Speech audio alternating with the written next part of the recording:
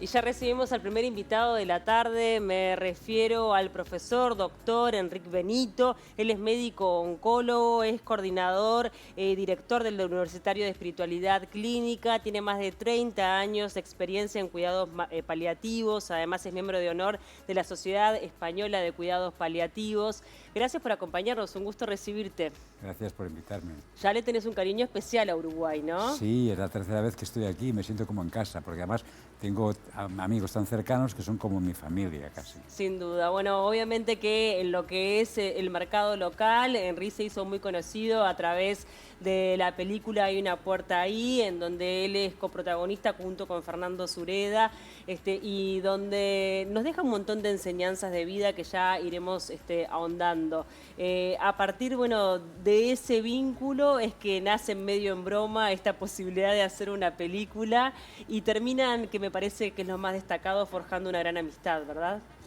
En realidad, él me retó porque de alguna forma era un hombre valiente, generoso y que estaba en una situación difícil porque él tenía una esclerosis lateral amiotrófica y a través de una amiga alumna, Laura Ramos, una médicoteca, pues me mandó un mensaje de decir que quiero conocer a este gallego que habla de estas cosas, de paliativos. Que Entonces, tú no sos gallego, pero bueno. bueno, pero yo me siento... Sí, sí. Y cuando lo conocí pensé, bueno, tenía mi misma edad, tenía un apellido de Mallorca, yo vivo en Mallorca, y ya me cayó bien. Pero además cuando lo conocí me di cuenta de que era alguien que era generoso, que estaba pensando en una respuesta a su problema, no para él solo, sino para la otra gente, porque estaba promoviendo la ley de eutanasia.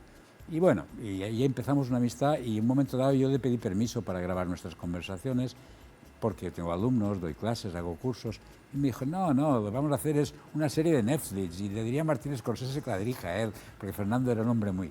Y finalmente cuando se cerró el proceso, porque él se fue muy tranquilo y en paz, etcétera, pues mandé todo ese material a Mueca, por indicación suya, porque yo no sabía ni quién eran los Ponce de León. Increíble cómo organizó todo, Fernando ¿no? lo organizó, Sí, incluso sí. la música que pusimos al final la había Tremendo. elegido él. Sí. Tremendo. Y bueno, a partir de así que se realiza esta película, que ya ha ido por festivales y que además también sirve como inspiración, como enseñanza sobre la importancia de los cuidados paliativos, cómo de alguna forma a partir de ver este film uno puede reflexionar sobre la vida y sobre la muerte, este tema que sigue siendo tan tabú, al menos en esta parte del mundo es muy difícil hablar de la muerte. La gente no va a ir a ver la película porque tiene la presunción, la imaginación o la idea previa de que eso va a ir de dos viejos en un Zoom hablando de la muerte, de la eutanasia, nada que ver.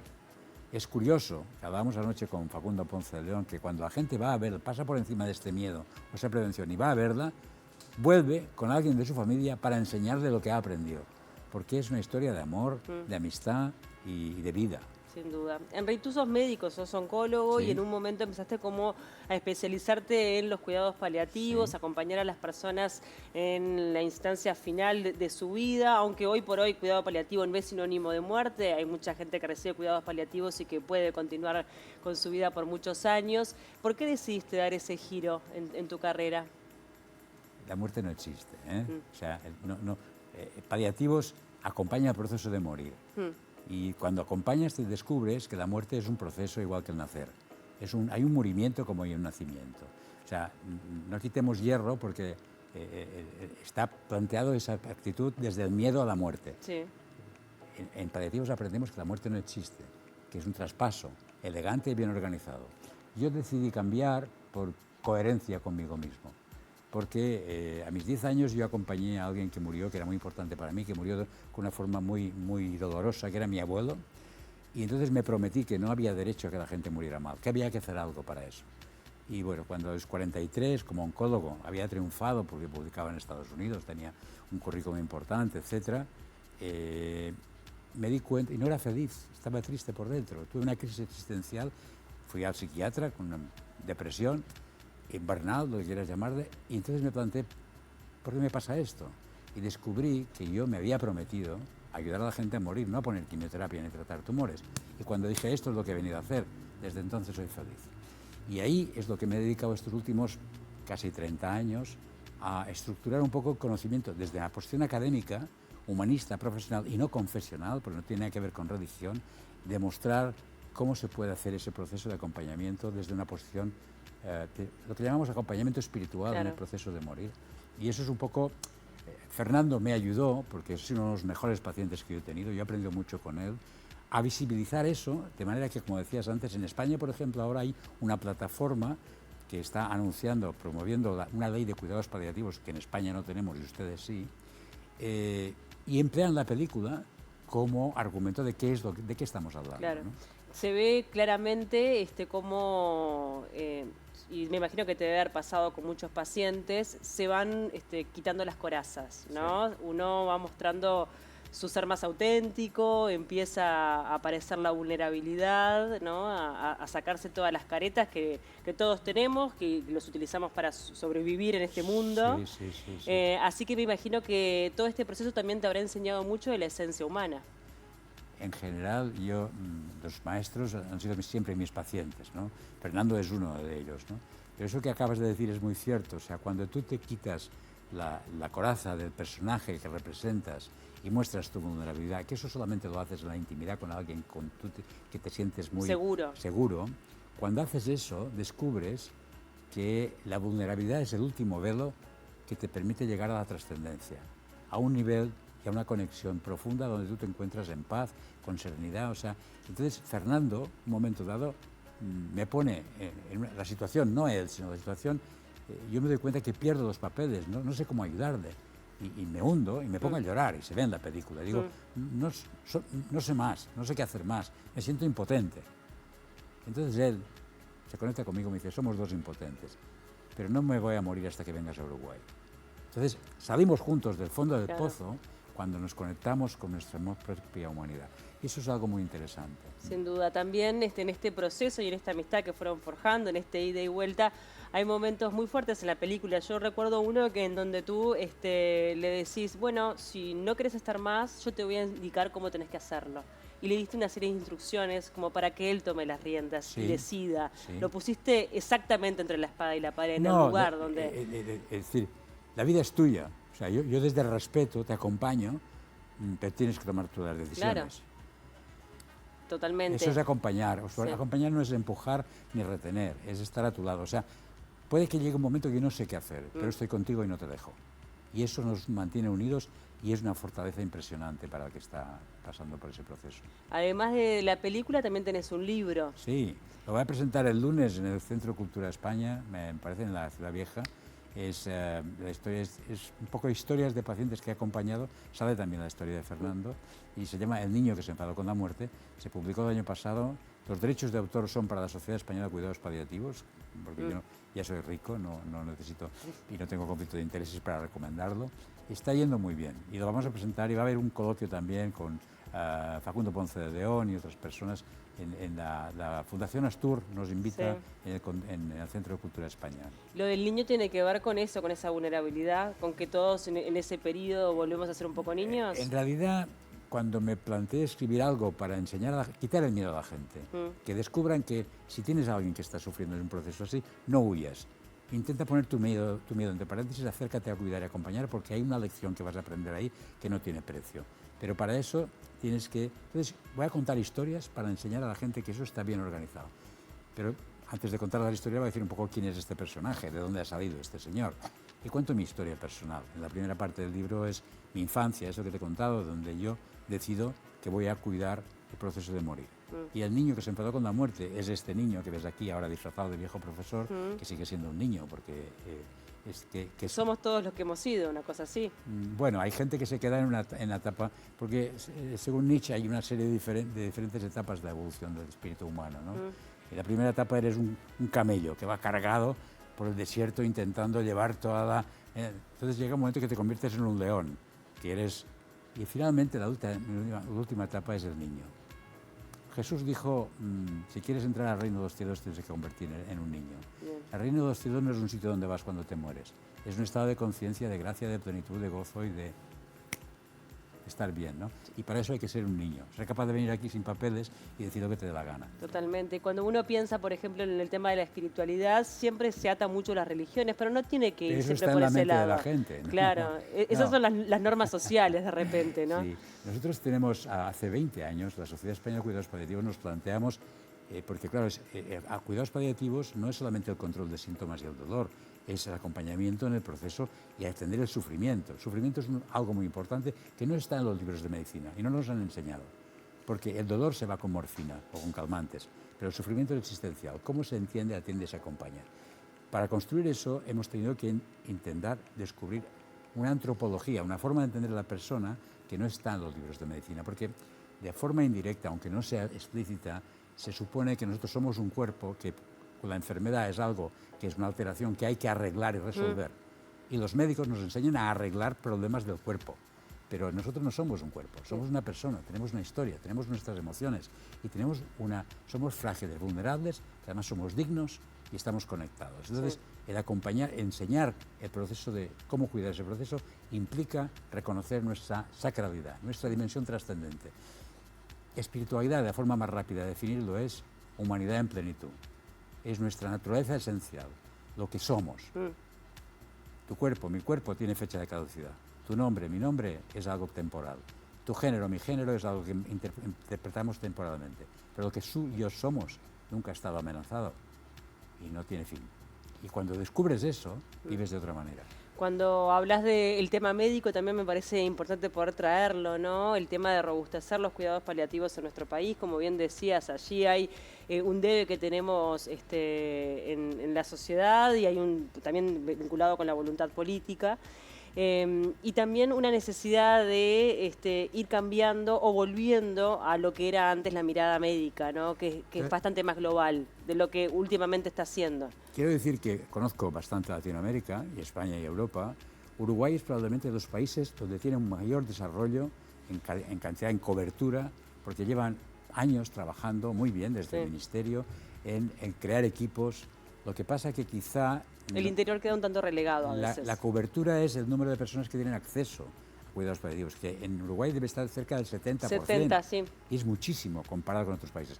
Pero yo no estoy tan seguro que la calidad de la atención, es decir, la profundidad del cuidado, abarque todas las dimensiones. Es decir, una cosa es el control de síntomas y el manejo de aspectos de toma de decisiones, acompañamiento a la familia, pero el tema del sufrimiento y de la espiritualidad me parece que les queda bastante por recorrer. Y eso es algo que les animo a que sigan. Les felicito por lo bien que lo tienen organizado, me encanta, tengo muy buenos amigos, la Sociedad Uruguaya de Paliativos está llevando un trabajo, el Ministerio también, pero hay que profundizar en algunos aspectos de calidad en la atención. Y bueno, ahí también tiene que ver con la formación, ¿no? Que ahí hay un debe de lo que te decía, ¿no? Que a nivel médico ir entendiendo que el paciente es mucho más que... Y después, paliativos somos, digamos, los que estamos en el borde de la mainstream, de la medicina oficial, tecnificada, donde lo importante es el trasplante, la última generación de citostatinas. O sea, la medicina tecnificada sigue siendo el modelo que seguimos teniendo. O sea, el proceso de morir, el acompañamiento es algo muy marginal. O sea, desde aquí, nosotros tenemos la suerte de no curar a nadie, hemos tenido que aprender cómo cuidar, acompañar y atender. Y eso es lo que estamos enseñando ahora en el entorno, porque si no humanizamos la tecnificación de la medicina, estamos perdiendo muchísimo lo que es realmente la medicina, que es cuidar y acompañar. Cuando comenzaste estas charlas con Fernando, uno estaban en dos mundos diferentes, ¿no? Porque él comenzó todo este proceso también intentando que se legisle la eutanasia, que es algo que también está de alguna forma en proceso, pero que bueno, fueron encontrando allí como puntos en común. Pero ves, a nivel ideológico y mental puede que tuviéramos alguna diferencia, pero a nivel humano teníamos muchísimas cosas en común. Éramos la misma generación, habíamos luchado contra una dictadura, éramos gente progresista de alguna forma, nos sentíamos muy cercanos en muchos aspectos. En la forma de pensar, él tenía un pensamiento y no tenía la experiencia. Yo le ganaba en que yo tenía más experiencia que él en acompañar el proceso. Y le propuse que hiciéramos un viaje de aquí a aquí, porque de aquí él lo tenía claro, pero tenía que descubrir algunas cosas de sí mismo y de su entorno, que creo que fue un viaje muy apasionante. La gente obviamente tiene que leer el libro, tiene que ver la película, pero si tuvieras que adelantarnos alguna de las enseñanzas que has tenido con este proceso, en eso que me mencionabas, Henry, de que tú aprendes mucho de los pacientes, ¿qué has aprendido de Fernando puntualmente? Y si tenés alguna otra experiencia para compartir, también te la pido, por favor. En el libro hay muchas historias de pacientes diferentes, de niños, de mujeres, de enfermos mentales, etc. Al final hago un spoiler del libro en 7 lecciones. Y las lecciones las voy a resumir muy rápido bueno, me interesa. Para que la gente lo compre. La primera lección es: morir es normal, y es seguro. Normal significa que afecta a todo el mundo y seguro significa que puede estar tranquilo, que está bien organizado. Morir no duele. Puede doler la enfermedad subyacente, pero para eso hay tratamiento. El dolor lo añades tú cuando te resistes a aceptar una realidad que no conoces y te da miedo. Asusta. Pero el miedo es lo que produce el sufrimiento. Si tú en la vida has tenido crisis existenciales y las has superado, las has trascendido y has descubierto que en realidad tú no controlas nada, no controlas los latidos de tu corazón, ni controlas que salga el sol por la mañana. Cuando tú decides que tú no tienes una vida, la vida te tiene a ti, y tú te sueltas y dejas que la vida te lleve, se acabó el lío. Porque el problema está en cuando tú quieres controlar la vida y no sabes dónde vas. Eso es todo, es el ego el que maneja. La otra es, en ese entorno todo es verdad. Descubres que en ese momento nadie saca el carnet del partido político en este momento. Me río yo de esto, porque nadie se queja de haber tenido poco poder, poco prestigio, poco dinero. Aquí lo que emerge, la verdad es, si has amado, si has perdonado, si has sabido vivir, si has sabido querer, si has sabido disfrutar de la vida. Eso es una escuela de vida maravillosa. Otra idea es, acompañar ese proceso tiene premio. Cuando tú cuidas y acompañas a alguien que tú quieres, lo que te deja es un legado precioso de la experiencia transformadora de ver cómo eso está bien organizado, se va en paz, y a ti te queda una paz que no tenías antes de conocer esa experiencia. Y bueno, alguna lección más que ahora no recuerdo, pero que están ahí todas. Hay 7 lecciones que se resumen en este libro. Cuando hablas de acompañar, pienso en la familia. Detrás de cámara tenemos a Inés, tenemos a Fernando, al hijo, que son además queridos amigos. Y qué importante es acompañar este proceso, involucrarse y atender también las necesidades de las personas que quedan, ¿no? Porque es difícil. Lo que hacemos en paliativos es la persona que está enferma es el centro de atención, pero los coprotagonistas de esta película, de esa despedida, son las personas que te quieren, la familia de los amigos, y hay que cuidarles también, hay que entenderles y hay que acompañarles, porque están haciendo todos un viaje de despedida. Alguien se va, pero cuando tú quieres a alguien que se va, también tienes un proceso y hay que cuidar. Entonces es lo que hacemos en paliativos. A diferencia de la medicina que emplea fármacos y medicina, nosotros cuidamos personas, acompañamos un proceso y tenemos integrada a la familia en el cuidado. Y también se acepta el dolor, ¿no? Porque en definitiva, más allá de entender esto de que es natural y lo que uno quiera teorizar, la persona no está más en este plano y esa es una realidad. No la vas a poder abrazar, no vas a poder charlar. La experiencia tiene 2 áreas. Mira, hay una actriz muy conocida en España que me llamó para darme las gracias por los vídeos. Tengo muchos vídeos en YouTube hablando de cómo acompañar. Y me quería dar las gracias de lo que le habían ayudado mis vídeos para acompañar a su marido cuando murió. Y me dijo, creo que estoy loca, porque tengo mucha paz, estoy muy bien, y la gente me dice que tengo que estar triste. Y digo, a ver, la tristeza es normal, porque está en el nivel emocional. Tú vas a estar triste porque le echas de menos, no le puedes abrazar, le vas a notar a faltar. Pero al mismo tiempo, a nivel espiritual, tú tienes una paz y un gozo de haber estado ahí, haber hecho lo que tenías que hacer, y eso te da una confianza y un coraje que no tenías antes de esta experiencia. Es decir, son compatibles tener tristeza por echar de menos, pero además saber que él se ha ido bien, que esto está bien y que el día que te toque a ti no tienes por qué tener miedo porque está bien organizado. ¿Ya has pensado en tu propia muerte, Enrique? Sí, muchas veces, sí. Pero la muerte no existe. Lo que me espera es mis hermanos. Mira, tengo un hermano con discapacidad intelectual que murió ahora el mes de febrero, con 74 años, que yo cuidé durante toda mi vida. Me emociona de pensar que el día que yo me vaya voy a poder hablar con él. Claro. Que nunca hablé en esta vida. Estoy seguro de esto. Pero además, te voy a decir una cosa, para que la gente lo tenga claro. Yo no soy creyente, soy sapiente. Sapiente de haberlo saboreado, de saberlo, de haberlo experimentado cientos de veces. Porque cuando acompañas a alguien que se va, y se va con esta paz, a ti te deja el perfume de donde está, y es una pasada. Sí. Bueno, mismo la película tiene el nombre de Hay una puerta ahí porque fue lo último que vio Fernando, ¿no? Fernando estaba segunda familia, que yo no pude venir porque era un tiempo de COVID. Estaba señalando arriba y diciendo, hay una puerta ahí, me lo contó Inés.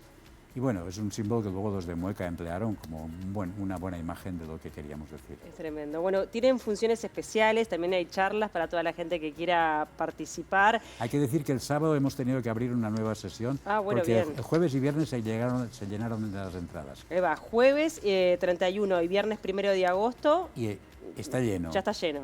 El 2 hay sitio. Esto va a ser el movie de Montevideo Shopping. Eso el 2, sí hay lugar. Sí, hay sábado. bastante espacio. Sí. Además estaremos allí para compartir en el conversatorio posterior. Claro, van a tener, además de la posibilidad de ver la película, participar del conversatorio. Exacto. Allí también vas a presentar tu libro. No, el libro lo presentamos día 4, el Ah, el día lunes, 4. en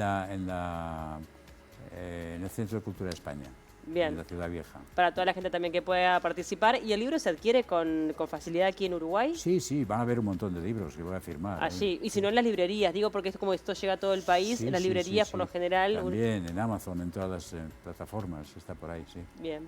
Muchísimas gracias por acompañarnos. A ti Un por gusto invitarme. enorme recibirte, un gusto enorme charlar contigo y bueno, que también sirva como un aprendizaje para generar nuevos profesionales más robustos en ese entendimiento de que no somos solo un cuerpo, que yo creo que hay mucha gente de la salud que piensa así, pero que hay que profundizarlo más también para que se pueda robustecer los cuidados paliativos en Uruguay, que más allá de que tú lo señalas que es ejemplo en la región, siempre se puede estar un poco Seguro. más, de forma más destacada. Gracias por el tiempo, un gusto enorme. Muchas gracias.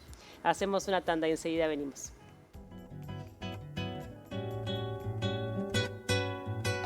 Olha que coisa mais linda, mais cheia de graça. É ela, menina que vem e que passa.